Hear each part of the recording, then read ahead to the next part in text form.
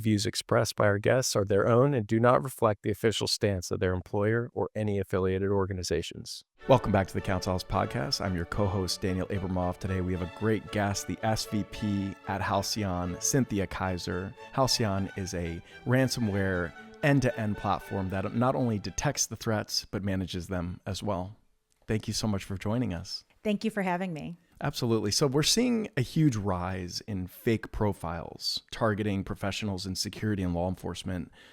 What are your thoughts on what criminals are doing to, like, what do they hope to achieve by stealing identities? Is it, would you say, more on the financial gain, more or also the reputational damage? It's mostly on trying to make their lies more believable. So if you can reach out to somebody and say, I'm in law enforcement, I'm in security, and maybe that person does a slight amount of due diligence. They Google, is this person in security? Is this person in the FBI? And they can say yes. Well, maybe that overrides some of the caution that a victim or potential victim brings into a conversation. So being able to impersonate enables these criminals, right? These financial fraudsters to gain bona fides and do worse things and have a higher success rate. It's less about reputation damage, maybe in a few niche areas, but most criminals we see, they're motivated by money overall. Yeah. And I guess when it comes to the impersonation schemes that are going on, and they're exploiting the natural trust that we have in authority figures. How does that look to you? And then what does it mean, in your opinion, for a request to look legitimate? So, it's interesting. In the age of AI, it almost feels quaint sometimes when I see the profiles that have a spelling error or don't look very legitimate, but it's happened to me. There are accounts on Facebook that claim to be Cynthia Kaiser, and it has my title. It misspelled Vice. So, it's really not like, we're not talking about sophisticated criminals here, but it probably works, right? They're adding followers. They're trying to follow different accounts. They're trying to put pictures up or make claims out there that aren't intended to make it so I'm saying bad things. They're just kind of benign cyber quotes. But it's to gain and enable them to then later target others. And we see this time and time again that actors, whether they're just criminals or some of these more like larger gangs that you might see like out of some of the countries abroad, they really are figuring out the best way that they can trick others. And being, as you said, like exploiting trust in authorities, that's a huge component of that. Sure. To me, it sounds like the future could be looked at as, I don't know if I can trust this agency, because who knows if this person is even from the agency. So I've talked about this before, and I like to say we have to zero trust our brains. And for people in cyber, they know what zero trust means, right? It means that you don't give privileges or access to anyone who doesn't need it within a network, so that it doesn't enable people to kind of move around if there's an infiltration or the like.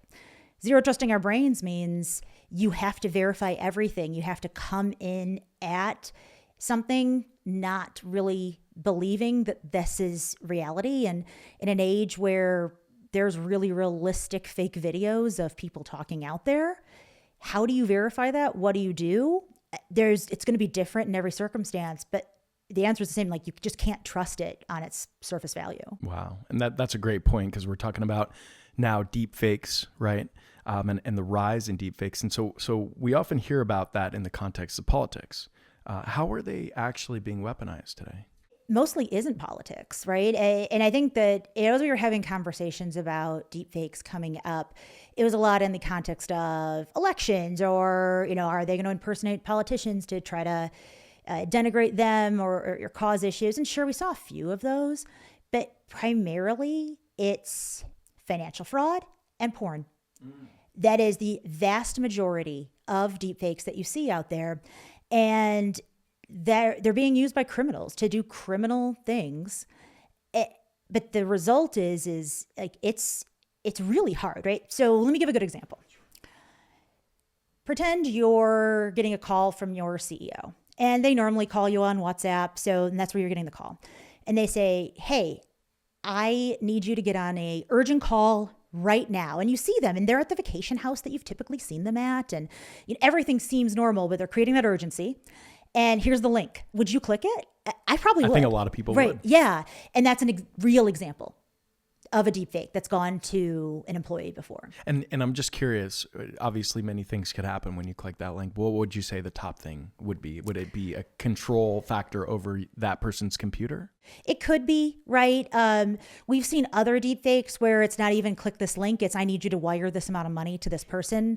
And so ensuring even if you're the CFO that there's a double check, that there's a second, authentication on financial transactions. That's what I mean by zero trust at this point, right? You have to come up with checks in case this happens. You need to expect it. I had that happen to myself and my colleagues too, where you get a text and, hey, I'm in a busy meeting. I need you to get some gift cards and send them to so-and-so address, right? So that could be very misleading for so many people. Well, and you're at a company and it's happening in almost every workplace. You get an email from the CEO that says, well, I want to meet with you, click here, right? And so you can set up an appointment or reaching out, right, for the financial purposes. But they do it a lot to new employees, thinking, they don't have all those things set up yet. Sure. And they're just not used to that, right? Exactly. So now looking ahead, how should individuals be thinking about the evolving landscape of personal cyber risk and what proactive steps can they take before they become targets? Part of it is accepting that you can't control other people impersonating you. So knowing what to do when that happens. So if you identify somebody that's impersonating you, knowing how to put in the flags within a social media site to say, this isn't me, knowing that it's probably good to get your friends to say the same thing who are connected to you, right? Having more than one report's important. When that happened to me, I reported it into FBI's Internet Crime Complaint Center. You're not going to get a call back on that, right? Like, I just want to be clear, but it's really good for the FBI to be able to monitor things and maintain. And if you have all of the information you can have with screenshots, it's good to provide that information. So if in the aggregate some pattern is established, larger groups can be taken down, right, by law enforcement, for doing these nefarious activities. But a lot of what you should be thinking about for your own personal risk is ensuring that all of your accounts are two-factor authentication, which means that you have a text message that comes to you where, is this you? Or here's the number. Now, some more sophisticated cybercriminals can spoof those. The authenticator apps, the ones that are kind of more hardwired in your phone or you have a code, those are safer. But that's really advanced groups we're talking about. Anything is better than nothing. Right. And having those checks on any account you have is really important. Because if somebody overtakes your accounts, like say on Facebook, something like that, you may not be able to get it back. And that's hard, right? That's your networks and relationships. I've had that happen to a family member of mine, right? And that's not an unusual circumstance. There's other things too. If you have relatives who maybe are at a stage in their life where they might trust somebody who calls and says, I need your social security number, I need your bank information, being able to put additional alerts for large financial transactions in banks, or educating them and letting your relatives know it's okay. This happens to a lot of people. It's just if we can identify it early, you can get the money back. Right. So taking those kind of simple checks, I think, is the future of it. I don't have a great sophisticated one-stop shop thing, right? It's know how to report, know it's going to happen. And so putting the checks in place in your life, that two-factor, those alerts that allow you to know it's happening and it's not going in secret. I've frozen most of my credit and I unfreeze it when I need it instead of the other way around, right? Because then no one can open an account in my name.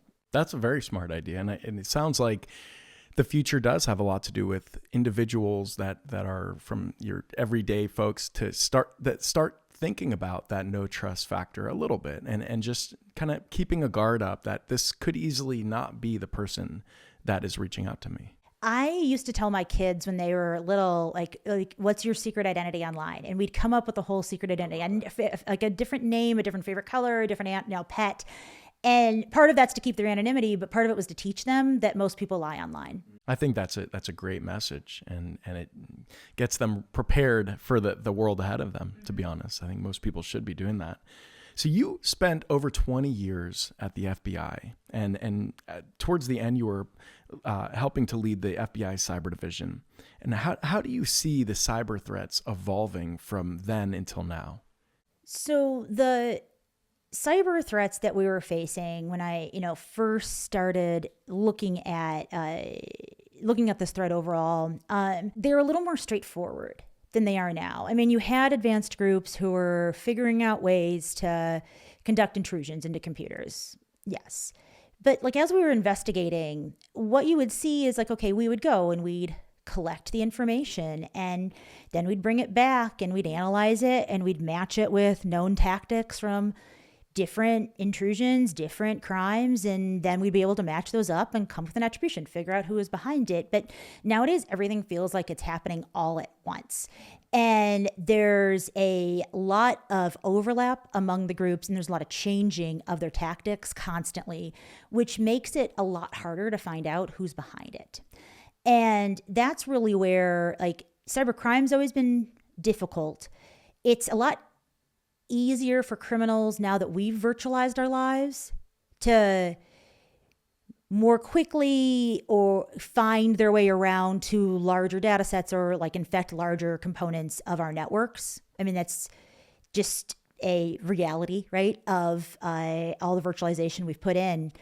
But so you see these kind of larger, faster moving threats. But what I think the real threat to me is a threat that you can't hold accountable. Right.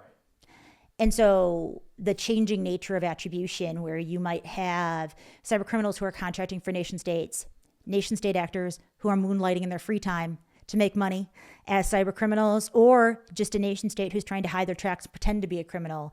Like, all of it together means that we as a society and like the government overall is going to have to really identify, like, are there things that we have to change? Like, what do we actually need of attribution to hold people accountable, to counter it, right? To publicly name a group. If I always wonder, like, if Cynthia Kaiser from the FBI was hacking some country in my free time, would that country be like, oh, but it was after 6 p.m., right? So that wasn't the U.S. government. No, right? They wouldn't. And so really, like, thinking through, like, are we being, like, I think sometimes we get wrapped around the axle on attribution. And to me, that's a huge threat because it means we can't hold people accountable. Right. You start losing sight of the fact that now there's so many more patterns that you can't really only go by patterns. Yeah, you have to go by patterns and motives and, a whole swirl of other things. And so when it comes to nation state versus criminal actors, how is the line blurred between the state-sponsored and the criminal activity? It's blurred in a few significant ways. I just mentioned that, you have all this kind of, different groups who might be connected and working towards the same, hacking type goals. But in the two areas I'd really focus in on are, you see certain countries who offer safe harbor to these criminal groups. So take Russia, right? They know a lot of these ransomware actors.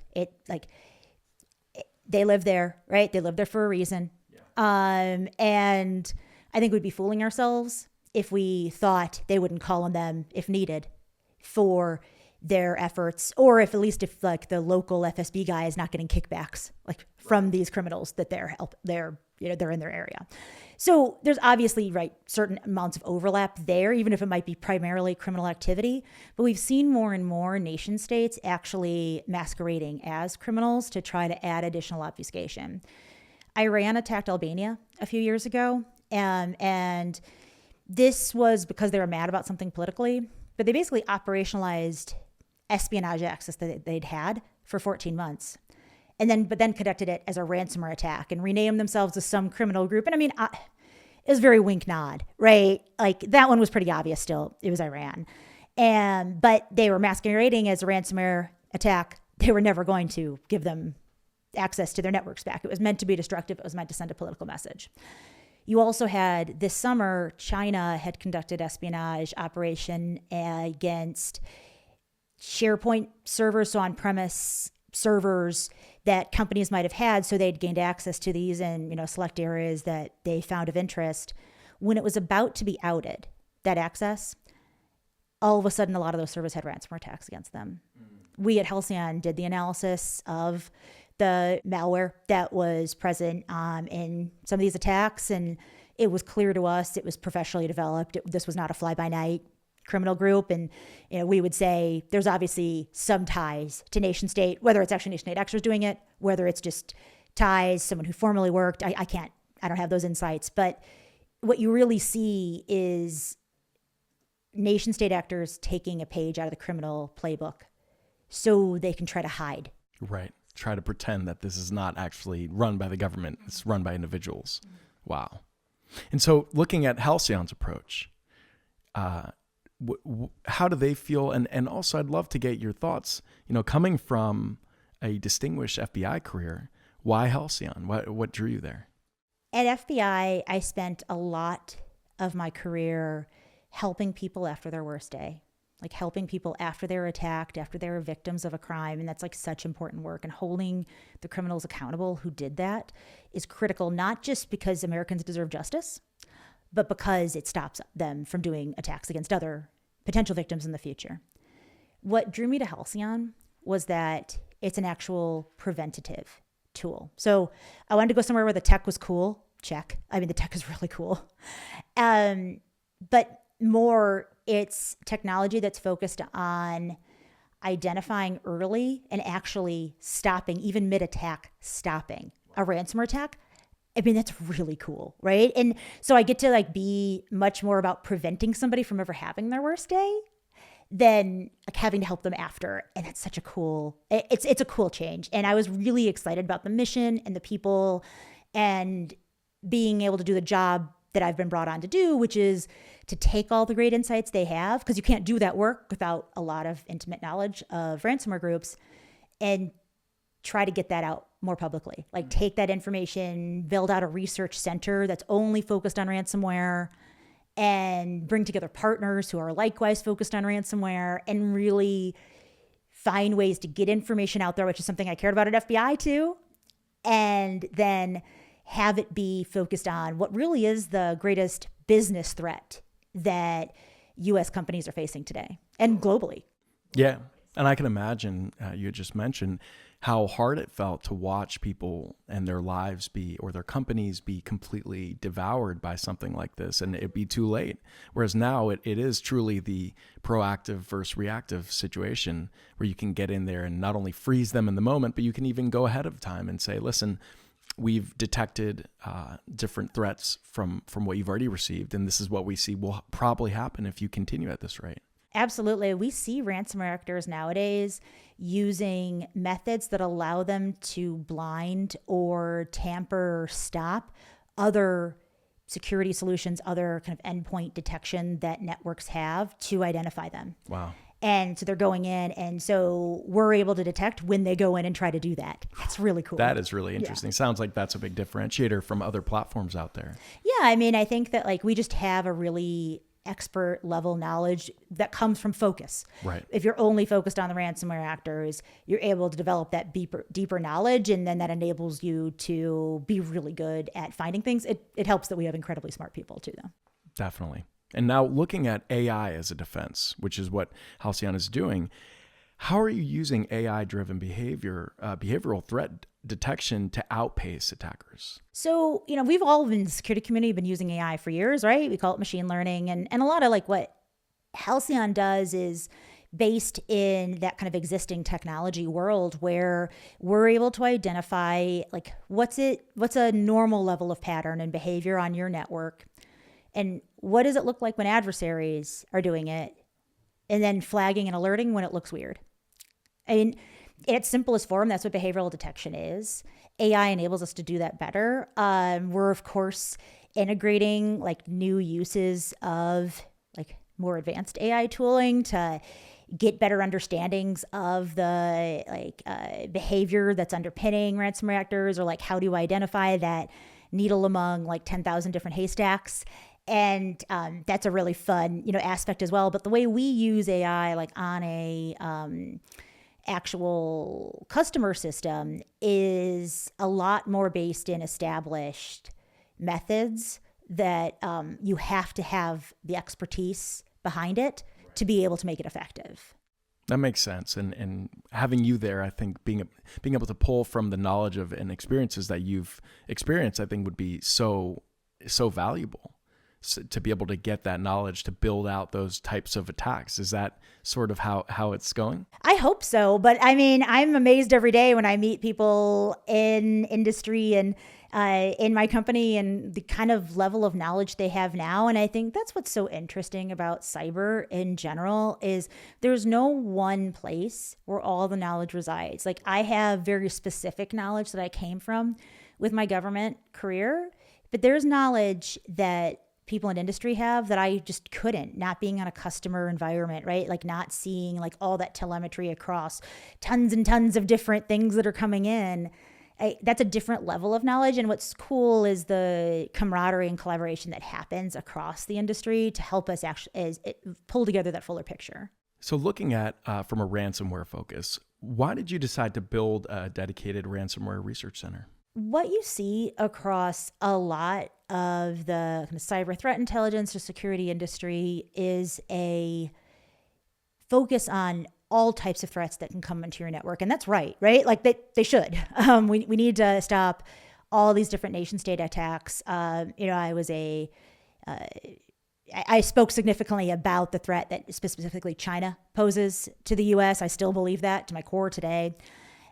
So all of that's really important. But what ends up happening is crime and by extension ransomware, it can get sometimes moved down in the priority list of all of the different massive threats that we're looking at. And I don't know if that prioritization is wrong. It's just the reality, right? So being able to really hone in on one threat, especially after somebody like me who is like and dealing with every threat every day, the level of knowledge you get when you only focus on one thing is a lot deeper. And knowing that ransomware affects just everyday Americans, I think a lot more than maybe the future threat that we might see from some of these other nation states. I felt like that's a hole in the kind of larger community, like being able to have a group that not only is looking at like, I'm just going to put out dedicated ransomware research, but I want to bring together the few researchers that are here, the few researchers that are there. Can we like pull together more co-authored comprehensive pieces? Like there's a lot of independent security researchers out there that I'm excited to bring together and really figure out who these ransomware actors are and what they do. It was an exciting prospect for me. So really excited about that kind of partnership level of pulling together information really laser focused on one threat. And I mean, I'm sure there could be a research center on every threat like that, but being able to know that it's this criminal threat that's loud, that we have a lot of information on, but we need to constantly stay up on it and keep that focus. It's a refreshing kind of change of pace, and I think it's necessary across industry. Absolutely. I think it's so valuable. If you think about that, to have a research center on anything will give the general public who needs that help the ability to go and research and understand it. But now on the threat detecting and ransomware focus, that is so big because I don't imagine there's been something like this created. There hasn't. And I think a big aspect for me having available on our website is just educational resources. So in the coming months, we're going to be putting out a lot of kind of 101 level resources for anybody that wants to learn more about ransomware and know about ransomware can go to halcyon.ai. They can find the information they need. We already have probably close to at least 35 actor profiles right now up there that they start out general and just give you a sense. But if you want to go wonky, we go there with you, right? And we start talking about the tactics, and it's a one-stop shop, makes it easy to find because the basics, educating people on the basics, like making that available. We don't need to just tell security researchers about threats that are being faced. That's I love the really cool technical niche stuff that we're going to send out and that, security researchers are going to love. But being able to make sure everybody knows, I think cyber threats are the national security threat of our lifetime. Absolutely. And to be educating folks will help them avoid so many problems and just keep them aware of the potentials. So now when it comes to the government interaction, right, how should private sector insights flow to policymakers, in your opinion? Well, there's a lot of great groups that bring industry together. Halcyon just became a member of DHS's JCDC, which is a joint collective of industry and government. We bring together information there, and we're able to tip and cue each other through that means. There are a few different groups like that. JCDC is the biggest, and it's really important to belong to groups like that so that you can send information in to government. I think what I worry most about, though, right now is the private sector is a lot farther ahead in AI adoption than the government is. And there's valid reasons behind that. But I do worry you get to a point where we have so much data and we can't just give all the individual data pieces to the government and expect them to make sense of it if they don't have the same AI tooling we do that's helping us make that sense. And so I think more effective collaboration and information flow in the future deals more in the insights realm, what we've learned through our tools and our analysis, than just raw data alone. And it sounds like the research from Halcyon could really influence some really great policy. What bold measures would you say that policymakers be considering against ransomware groups? Something myself and the rest of my company is incredibly passionate about is stopping ransomware against healthcare, against hospitals. I mean, if you think about it, if somebody is being diverted from a hospital because they had a ransomware attack, and they have to go an hour in a different direction and they just had a heart attack. Ransomware is absolutely killing people, right? When it targets hospitals. And that's a choice those actors make when they go out and do that. So I would love to come up with bold policy proposals and work with anybody who will work with us on measures that make it so they don't make those choices. They don't choose to target a hospital. And a world in which we all have ransomware that doesn't kill people, I think is a great world to strive for. And I think it's doable. If you ask Cynthia Kaiser, is ransomware against hospitals terrorism? It is, right? But what are the policy mechanisms to do that? I think there's a lot of different ways to look at that. And we're interested in exploring all of that, with the administration, with Congress, whoever will work with us. That right there is such a great example of a free working economy actually guiding the government in order for the government to be able to help guide the economy in such a protective measure. And it makes perfect sense that you really need both sides of it to be able to cover the puzzle. So looking forward with the next wave of threats, what do you see the most pressing future cyber threats on the horizon? To me, it's a few things, primarily fueled by certain advances that we've seen in cyber attacks. They're a lot faster than they used to be. And that means the wait for the alerts and look at it in the morning, it doesn't fly. So companies will have to have automated type security, whether that's AI enabled or just more automated efforts that help block, that help contain something that's happening now. It used to be dwell time, right? You used to have ransomware actors or nation state actors. They get onto a network and they look around and, there's a few weeks delta. And now we're talking about days to hours. It's just really hard to keep up with. And I think that that's really difficult. I'm also really worried about how AI is making cyber operations that are not that great, right? I will call them mediocre cyber operations a lot more accessible to a wider swath of criminals, would-be hackers, whether in a nation state, ransomware group, et cetera. And that's there's a high failure rate, right? And a high detection rate for using these types of AI tools to pull together your operation, because by definition, to pull it together, they have to be known. That information has to be known somewhere out there. So you're pulling together kind of known things. We've seen a few reports come out about how a certain criminal was able to use various AI platforms to almost kind of chain together, right? Doing some more of the autonomous work behind the scenes. But in most of those reports, you can see there's a high failure rate too. And that's where I don't think you see the advanced groups taking that on, but I'm worried about just more attacks that even if they're mediocre, we've seen a lot of mediocre techs succeed. So it's just, there's a lot more criminals who can do bad things now because of AI. And does that make it so that maybe they're not as good as the original criminals? Or what are your thoughts in terms of when you open up that playing field? I guess you're really welcoming all types of criminals who may or may not have the ability or knowledge to really pull off the big scheme. What are your thoughts there? The advanced groups that we see are still far better and developing far better operations than AI can. Wow. But in a world where there might not be multi-factor authentication on networks still, or there aren't complex passwords, or there isn't zero trust on the network, so people can move around really easily, it really does open it to a wider aperture of criminals. And that might mean that it may not even be a successful attack, but even unsuccessful or partially successful attacks take a lot of time and effort from a business end to be able to address. And that's, I think, what you're going to see is it's almost some nuisance level, that attack, it caused a lot more damage than we thought it would, even though it wasn't even that great, right? You're going to see more of these. And that's what concerns me. And I think the other end of that is AI has made every group better at social engineering. So it made their lives more believable. Deepfakes, phishing emails, reconnaissance, all the things that they have to do to try to get onto a network. It's made it easier.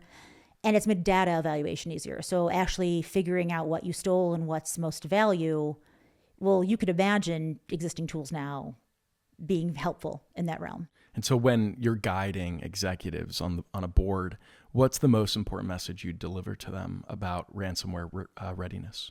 It's incredibly important to have defense in depth. So just having one solution means that the ransomware actors can figure out a way to get around that one solution. You have to have multiple layers, and you have to have it work autonomously, because the actors are working at such a speed that it's hard for just a human to keep up.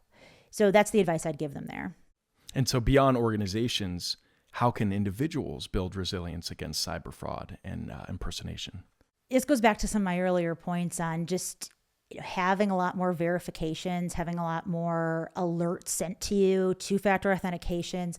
If you feel like you're under some kind of pressure, some time pressure, urgency, stop. Right.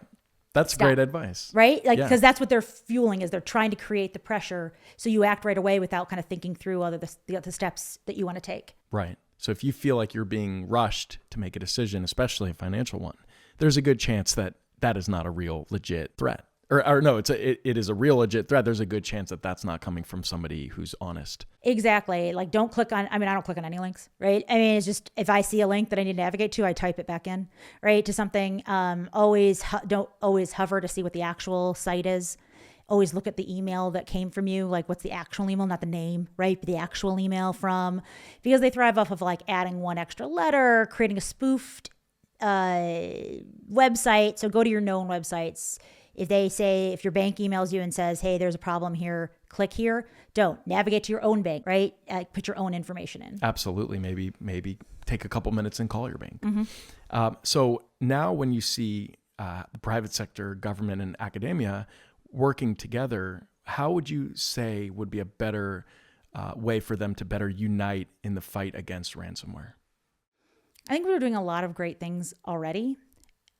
The way in which I think academia, especially, can play a bigger role is helping use the student population that they have and that need to train them, and see if you can turn that into something that's more useful for the communities. And there's several universities doing this already. That's not Cynthia Kaiser's idea. And I think it's really interesting, where instead of just training them in the theoretical, helping small businesses in their community actually have better cybersecurity, so students get real world training. And then also the company, the small businesses in your town, that couldn't afford something, have some level of protection. I think that's really interesting. Yes, and I love the idea of what academia can do to partner with us in the defense realm, as well as in the research realm, and in identifying the threat actors, because all of us together really can do better attribution. We can identify more things than without each other. And so your vision, when you think about the future of cyber defense, What does success look like to you, and how do we know if we're actually getting ahead of the problem? So before I ever came to Halcyon at the FBI, I was talking about behavioral-based detection. And I really think that that's a way in which we can fight back and win the cyber defense arms race that really happens, right? Where a company builds a wall and the actors figure out a way to get around the walls and the company has to put up barbed wire, right? Like kind of using that, analogy. Being able to identify the actual behavior, it's less signature based. It's less signature meaning, hey, I have these ones and zeros and they, I correlate to like some kind of known threat. Taking less kind of those static things that actors can change all the time and more, hey, I know that ransom group A really behaves like this. This is how they're behaving here. And we talked a lot on China in the FBI and especially this kind of idea of living off the land, which means that China and actually ransomware groups too, once they get onto a network, they don't have like specialized tools that like you would be like, oh, that is really bad and they shouldn't be using it. Like they gain kind of access to accounts so they look like natural users. They're using programs that are already found on your network to try to move around, so it makes it less detectable. Well, so then that behavioral based, like being able to identify weird behavior, and AI really helps with identifying what weird behavior is. That to me is a leg up against the adversary and like something we can implement now that would make a huge difference. And that would likely be a platform like Halcyon. It'd be a platform like Halcyon, focused on ransomware, right? And the one thing I would say is there's a lot of companies that will say, hey, we have behavioral-based detection. If they don't have expertise, what are they training that behavior on? Yeah, what are they basing that on, right? This has been a great interview to show our audience, not only on the corporate side, but also on the individual side, what is going on right now and how to stop these threats and how we can get ahead of it, because everyone sees the videos of seniors that might be taken to a ATM and withdrawing all their money, all the way to large corporations who literally lose half their value overnight because they were not able to control their customer data. So I thank you so much for coming on to speak with our audience about this. I think this is a critical topic that will always have to be addressed, in my opinion. Thank you so much for having me. This was a great conversation. I really enjoyed the back and forth, and especially being able to give the advice to just everyday people, about the simple steps they can take to really make a big difference in their security. Absolutely. And thank you so much for your time.